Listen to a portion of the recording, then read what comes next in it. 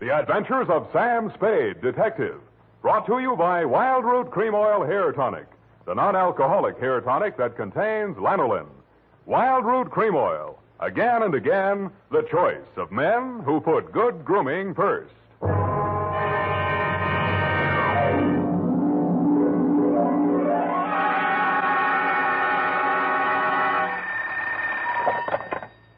Office of Samuel Spade, Private Investigations.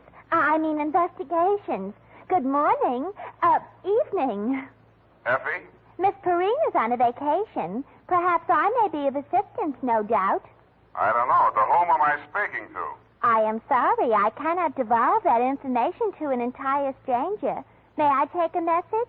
Look, Miss Whoever you are, I don't want to discommode you, but I am sorry, but I will have to ask you in no certain terms to resist from this line you are handing me. I am not the type secretary. Forget it. I'll just call Miss Perrine long distance and dictate my report over the phone. Oh, my stars and garter. How utterly gouch of me, Mr. Spade. Oh, I'm Bernadine, Effie's relief. I mean yours. I could use some. Oh, shall I send out for some medicine? Yeah. The phone number's on the wall behind the water cooler. Tell them the 100 proof bonded and hang the expense. I'll be right down to dictate my report on the bail bond caper.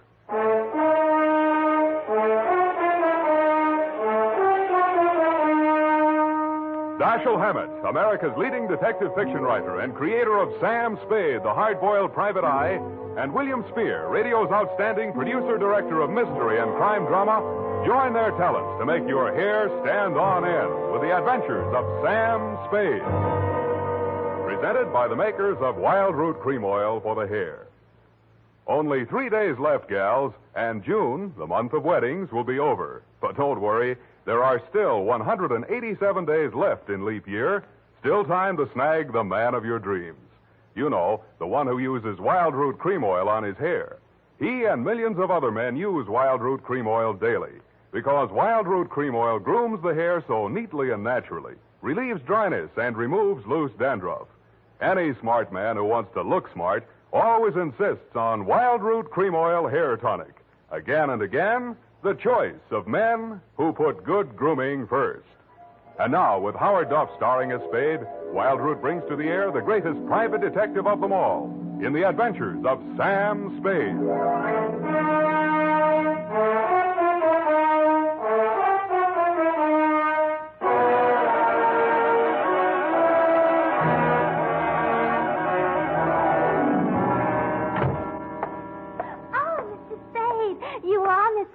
You just gotta be. Yes, but why? It was fate. I knew it was going to be like this. I had my qualms, too, Bernadine. Oh, that's good. I sent the other back. The other what? I called that number, but it was euphonious. They said whiskey. Is something the matter? No, nothing at all. I'm perfectly calm. Well, I'm glad. My previous employer was very nervous, which is why I just happened to be tentatively at large when Effie reproached me about being a relief to her. Figures. Bernadine, now I'm not being fresh. Honestly, I'm not. But do you take shorthand? Yeah, but I don't speak it. What is that you speak? Don't answer. Ready? Rodney. Roger. Date? I'll have to ask my mother. Down, Bernadine. Date, June 27, 1948, to Miss Effie Perrine, care of Perry's Lodge, Kanab, the Pearl of the West, Utah. What? Oh, wrong letter. I'll get to that later. Date, June 27, 1948, to Leo M. Scarlett, care of Leaf Branch, Root, Knox and Wood, attorneys at law, 333 Pine Street, San Francisco, from Samuel Spade, license number 137596. Subject, the bail bond caper. Dear Leo, I'm sorry things turned out the way they did, Leo, and I'd like you to know how I got into it. It wasn't for the reward. I don't take rewards. I'm not in love with your wife, no matter what she says, and I wasn't sore at you about anything. I was just sitting in my office, minding my own business, when the door opened, and Vivian walked in. She looked every bit as beautiful as she did when she lived under me in Ma Tuttle's boarding house in 41. In fact, I didn't recognize her until she slithered out of her mink. Hello, Sam. Surprised to see me? Yeah, but I'm trying not to show it. What's on your mind? Is that all you've got to say to me, Sam? Well, you're here on business, aren't you? All right, I don't blame you. It all happened pretty sudden, Leo and me. I should have written or phoned you, I suppose, but somehow... Forget it, Vivian. Now, what do you need a detective for? You, thinking of divorce already? Oh, please don't, Sam. If it was a mistake, I'm the one who has to live with it, and I made up my mind when I married Leo. This time it's for keeps. No matter what. Mm-hmm. What's the what? He's in trouble, Sam. Well, that's nothing new. Well, this time I don't think it's his fault. When Leo went legit, he meant it. What's he say he's doing now? He's a bail bond broker. Judging from your new look, I'd say he's a success. Sam, a man called him on the phone today. I answered. He said his name was Holliday, but I recognized his voice. It was an old friend of Leo's, Charlie Rosenfoy. Charlie, huh? When did he get out? A couple weeks back. He was paroled. I don't know what he said over the phone, but Leo looked scared and sick. I don't wonder. The word around town was that Charlie took the rap for Leo. And I don't know anything about that. All I know is Leo's on the level now, and Charlie never will be. He did plenty on his own during that time he served. Well, I won't argue that, but from where I sit, it looks like Leo better start wearing a gun again. He has. That's what I'm so frantic about, Sam. You hear any of the conversation from Leo's end? He didn't say much. But I did hear him say, "All right, 10 tonight. I'll meet you there." That wasn't very smart of him. I know, but that's the way he is. It might be only for a payoff. I thought of that, too. But Leo hasn't got that kind of money. He's been dropping a lot at the racetracks lately. And even if he had it, he's not the type to pay blackmail. I don't like it. Why should I stick my neck out? Why did you have to come to me anyway? Because I trust you, Sam. I know you were jealous of Leo. I was? Sam, if we ever meant anything... If you meant half the things you said to me when we... Stop it. That's blackmail. Oh, I feel so lost and alone. I don't know where to turn. Okay. I'll see what I can do. Oh, Sam. I'll make it up to you somehow. You see if I don't. Sure you will. And tell Leo to stop dropping his money at Tan Ferran. This is going to cost them plenty.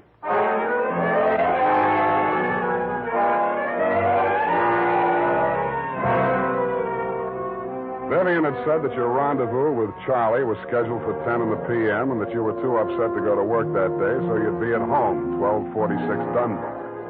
I took a plant in your apartment building from a Sleepy Lagoon-type cocktail bar across the street called, you guessed it, the Sweet Leilani. Your wife joined me, and after a while, we got around to talking. At least she did. I bet you can't guess what I'm thinking about. Huh? Listen, Sam. You remember that night we drove to Half Moon? Spade. Oh, you do remember. Oh, we used to do the craziest things. I should have married you, Sam. Please, not while I'm drinking. You know what? The trouble with crooks, they have to work day and night. Yeah. Hey, you're not listening. No, but everybody else in the place is. Let's talk about you, Sam. Did I ever tell you how I met Leo? No, and please don't. And then he opened a bucket shop. You know what a bucket shop is? Yeah. It's stockbrokerage. Yeah, that's right. Only it's crooked. That was the first business Leo started when he went legit. Mm-hmm. He had to shut it down on account of those securities. Somebody was always stealing out of the safe. Were they insured? Yeah, but they wouldn't renew his policy. So after the second nightclub burned down and he couldn't get any insurance at all, even on his own life. That's why I'm so frantic, Sam. Hey, give me a nickel. I want to play Sweet Leilani.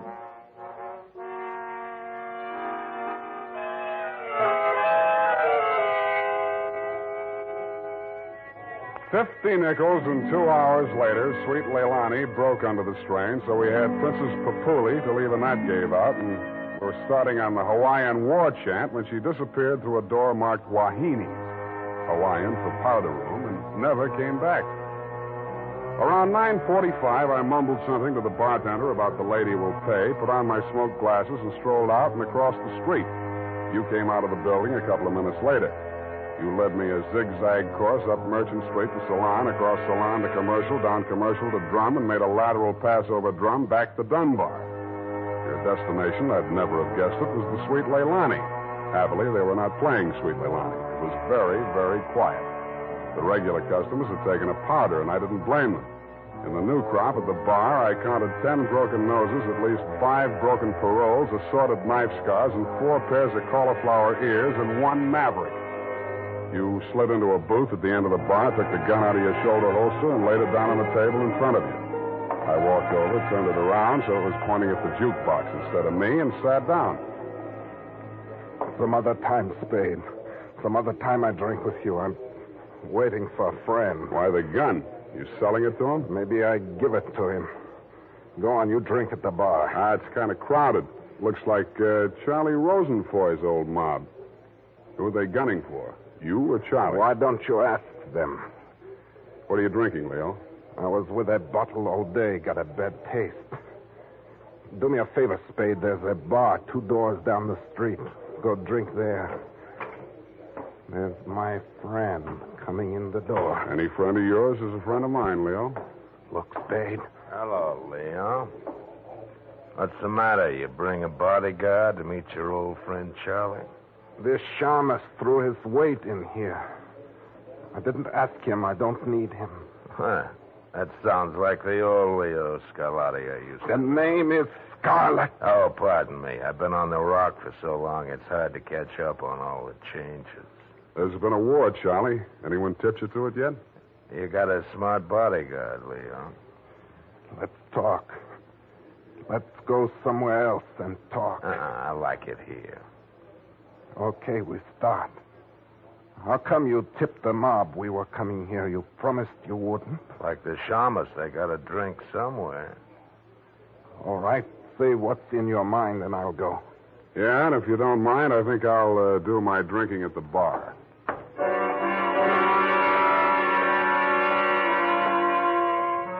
Both of your guns were on the table. It didn't look as though you were going to use them on one another, and I figured that neither of you was going to do much talking in front of me anyway, so I strolled back to the end of the bar to look at the television.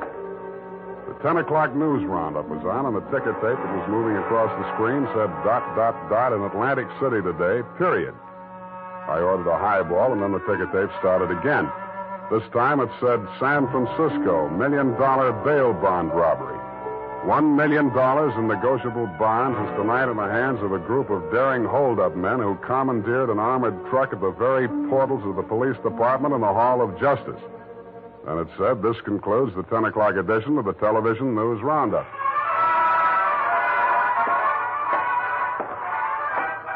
I had a slight hunch that if the television boys had had their cameras on the big bail bond robbery, that at least some of the characters would have been played by at least some of the bad actors that were foregathered in the Sweet Leilani. In fact, what you and Charlie were saying and doing when I walked back to your booth was almost too much to the point. You let me see the bulky portfolio Charlie shoved across the table at you. It looked like a carrying case for bonds, bank messenger type. But it was sealed with wax blobs bearing the imprint of the Great Seal of the state of California. I was impressed. Where'd you get this? You can read about it in the papers, and if I was you, I'd get this out of sight before them papers hit the street. One thing more. Don't try to clip none of them coupons. And one thing more in addition. Don't open it at all. Sure. Spade? Yeah, Leon? I think I hire you after all.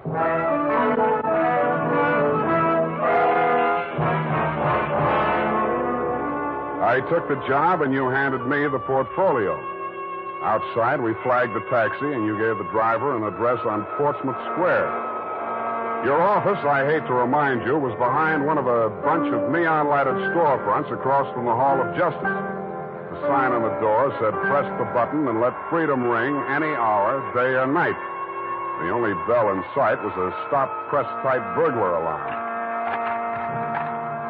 You unlocked the door and we went in. You paused in front of a big green safe with a combination lock and started twirling the knob. The tumblers clicked into place. I picked up an inkwell and waited for the safe to open. right, Spade. Give me it. I did, with both hands. With my left, I handed you the portfolio, and with my right, I pitched the inkwell at a well-wired slab of plate glass window. When the burglar alarm went into action, so did you. You dropped everything and were out of the door and out of sight before you could say, "Let freedom ring." While I was waiting for the cops to arrive, I helped myself to a $500 bearer bond I found lying loose in your safe. I had a feeling I might be needing some bail myself.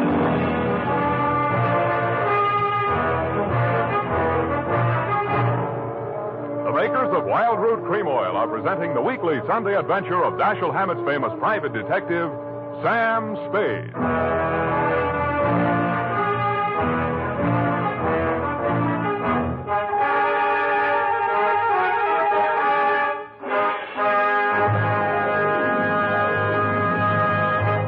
Now, here's important news on good grooming. If you want the well-groomed look that helps you get ahead, socially and on the job, listen. Recently, thousands of people from coast to coast who bought Wild Root Cream Oil for the first time were asked, how does Wild Root Cream Oil compare with the hair tonic you previously used? The results were amazing. Better than 4 out of 5 who replied said they preferred Wild Root Cream Oil. And no wonder. It gives you the advantages that men consider most important. Wild Root Cream Oil grooms your hair neatly and naturally, relieves annoying dryness, and removes loose dandruff. What's more, non-alcoholic Wild Root Cream Oil is the only leading hair tonic that contains soothing lanolin. That's like the oil of your skin. So ask for Wild Root Cream Oil Hair Tonic. Again and again, the choice of men who put good grooming first. By the way, smart girls use Wild Root Cream Oil, too. And mothers say it's grand for training children's hair.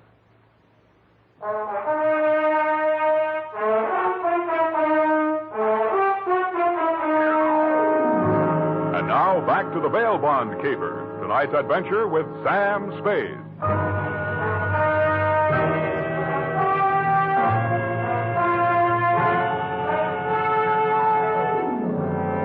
I had hoped, Leo, when I made my spectacular move in your bail bond office and set the bells to ringing, that I'd get the caper off my neck and onto the capable shoulders of the police, where it now belonged.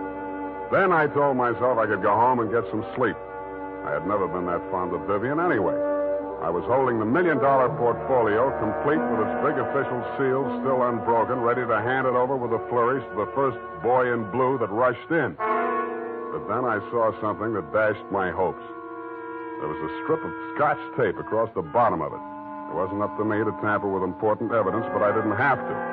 It was only a question of what magazine had been cut up to replace the $1 million in bearer bonds. That question was answered at headquarters 20 minutes later. It turned out to be the last 52 issues of Radio Life, which even Captain Walsh of the robbery detail admitted was no help. Neither was Captain Walsh. Now, Spade, in your statement here, you state, Sweet Leilani, and that Rosenfoy did hand portfolio exhibit in question to Leo M. Scarlett, alias Scarlatti, at approximately 10:20 p.m. this date. That's it, Captain. Now, you sure you want to stick with this? You don't want to change any part of the statement? No, I just want to go home and go to bed. I'm afraid you're going to stay with us for a while. Who, me? Statement of Jordan Joyce, M.D. Statements of Hilda Sackwriter, R.N. and Mildred DeVille, R.N. Day and night nurses, respectfully. Who's sick? Rosenfoy. He's been quarantined in his home in Daly City since his release from Alcatraz 4 days ago. Chicken pox. Sorry, Sam, I'll have to book you. You sure you don't want to add anything to that statement? Only this. Kelsey Walsh, if you continue to do such brilliant police work, you will be waving a stop sign at a school crossing in time for the fall semester. You are a hangnail on the finger of justice.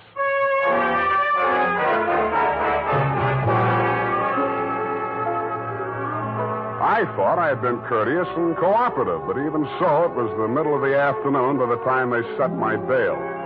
$1,500. That made it light. But I hadn't had time to hang the curtains in my cell when I got even worse news. My bail had been posted by who? Vivian, a banana peel, and the steps of progress. She met me outside. Well, aren't you going to thank me? What for? Getting me in jail or getting me out? Getting you out, of course. It was all the money I had in all the world. Leo's money was impounded, you know. But, Sam, when I thought of what you and I once meant to each other, and maybe we still... Yeah. Well, you'll get your money back. I'm not really guilty. Oh, I know that. What else do you know? I guess it's safe to talk. Leo phoned me today. Where is he? He wouldn't say. Some pay station. He kept putting in nickels. Sam, you've got to talk to him. You've got to convince him it's best to give himself up. Now you're beginning to make sense, sweetheart. But how can I get to talk to him? I've arranged it. He's to meet us at the Club Leilani. You know, where we had our reunion yesterday. That place on Dunbar? Yeah. Oh, that's great. A crowded saloon less than a block from the police department. Besides, the place has lousy memories for me. By the way, did you ever get out of the ladies' room? If you don't mind, I'd rather talk about something else. Okay, let's talk about how do we bring this big secret meeting off in a crowded cafe. Is Leo coming in a false beard? You really think I'm stupid, don't you? I didn't say so. Well, it so happens that the place is closed on Tuesday. See that sign in the window? Closed Tuesday? Mm-hmm. Now, how do we break in? I was counting on you. You're a detective. Can't you use a glass key or something? Did you say that bail bond you bought for me was all the money you had in the world? That's the truth. Then get ready to forfeit it. It's a risk I've got to take. You've got to take. Sam, please, if we ever meant anything... Yeah, I know. Half Moon Bay. But sometimes I wish we hadn't been childhood sweethearts. Wait here. I'll case the alley.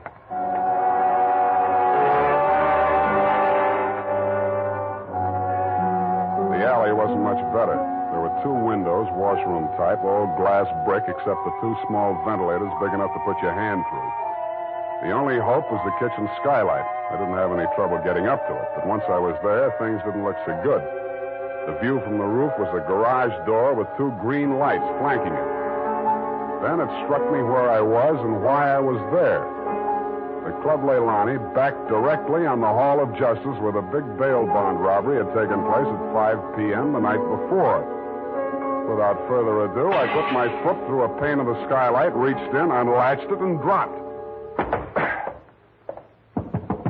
Hurry up. Let me in, Sam.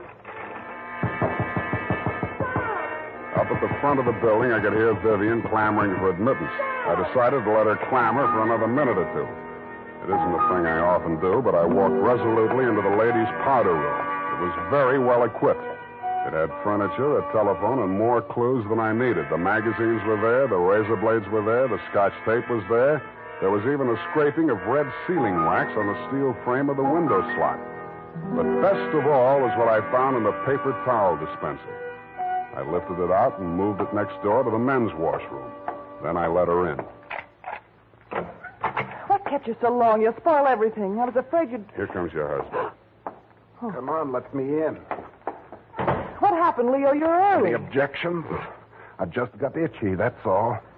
How are you, baby? Don't, Leo. I'm so nervous. Straining. What are we going to do, baby? What's Spade going to do for us? Tell him, Sam. I'll leave you two alone to talk it out. I'll freshen up a little. Haven't had my face on all day. Poor kid. Well, Spade, let's have it. Yeah, she's right, Leo. I can do a lot for you. But you've got to do something for me. Spade, this is level. I never saw those bonds. I know that. Then what are you after? The truth. It's the only thing that can save you, and if you take this rap, I take it too. I'm in clear up to my neck. Okay. Charlie Rosenfoy came around to Vivian and made her this proposition. He was going to pull this bail bond job and plant the goods on me to get even for the rap he thought he'd taken for me. Vivian pretended to play along with him, only she got hold of the package long enough to take the bonds out and put the old magazines in instead. Yeah. The idea was the mob would think Charlie had double-crossed them, taken the goods for himself, and delivered a phony packet to their banker, which was supposed to be me. Sure. Only you had to get smart and set off that burglar alarm. Now I'm getting the squeeze on all sides. The mob, the law, Charlie are all gunning for me at once. Don't worry about the mob and the law, and don't worry too much about Charlie. What are you driving at? That'll be him now. Who tipped him I was here? Get back in the corner. It's dark in here. He'll never see you. I'll take care of it. All right. Hello, Charlie. Who? Come on in. Oh! Good boy, Spade. Get his gun. You're my friend. Sure, I'm your friend. Come here. Yeah, sure, Spade. Pleasant dreams, fellas. Now I act. Hey, Charlie! No, Leo!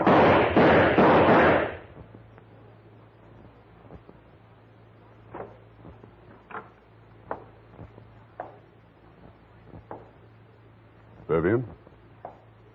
Sam? That you? Yeah. The last of your boyfriends. You mean Leo? Charlie? Yeah. They just knocked each other off. Oh, Sam. I can't see. It's dark. Where are you? Right here in front of the jukebox. You sure? Hope to die.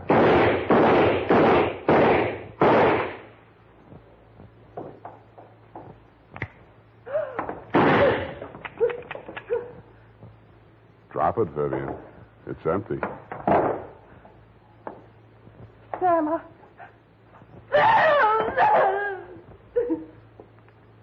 Vivian, how could you? After Half Moon Bay.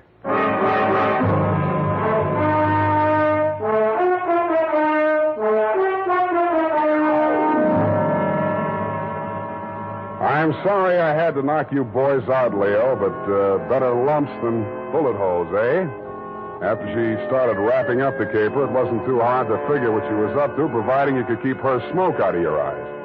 She told Charlie how to operate on you and told you how to operate on Charlie.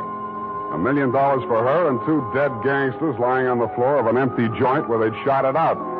The secret of the missing bonds would have to be written off by the police as having died with either one of whichever of you ever had them. Period. End of something. Pardon me, Mr. Spade.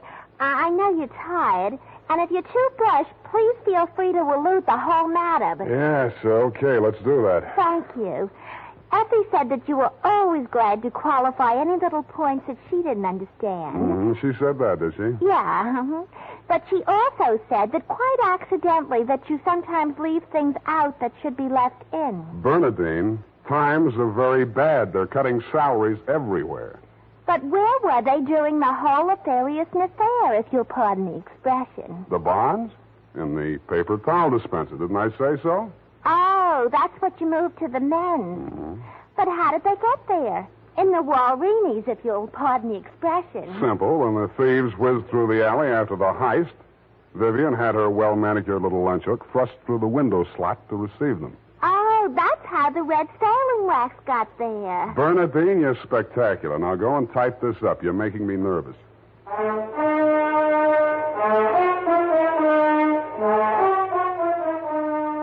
You know what they say about people who like mysteries? Once a mystery fan, always a mystery fan. And that goes for hair tonics, too. Once a Wild Root Cream Oil fan, always a Wild Root Cream Oil fan. Just try it and you'll see what I mean. Wild Root Cream Oil grooms the hair neatly and naturally, relieves annoying dryness, and removes loose, ugly dandruff. So tonight, or first thing tomorrow, step up to your drug or toilet goods counter and ask for Wild Root Cream Oil. Get the big economy bottle and the handy new tube that's easy to pack when you travel. Also, ask your barber for a professional application of Wild Root Cream Oil Hair Tonic. Again and again, the choice of men who put good grooming first. Well, here it is, Mr. Spade. I hope it's not too erroneous. Oh, I'm sure it's quite offensive. Don't you mean inoffensive, Mr. Spade? Have it your way. I don't want to sound imprudent, Mr. Spade, but I must say that your conduct through the whole thing was very brave and outrageous. Don't you mean courageous? Oh, now I've got you doing it. You're going to be just like Mr. Cummel. Your previous employer, no doubt. Yeah, poor man. You know, he finally became completely erasable. They had to take him away. What were his symptoms?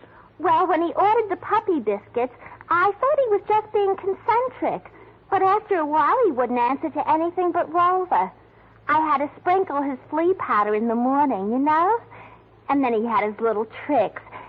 always wanted to show off, sitting up and rolling over. He could shake hands, too. What's so great about that? Any dog can shake hands. Yeah, but can you scratch your ear with your foot? If I set my mind to it. Now go home, Bernadine, or I'll report you to the SPCA. You can't frighten me. Effie told me that your bark is worse than your bite. Good night, Mr. Spade. Effie, in far-off Kanab, come home, sweetheart.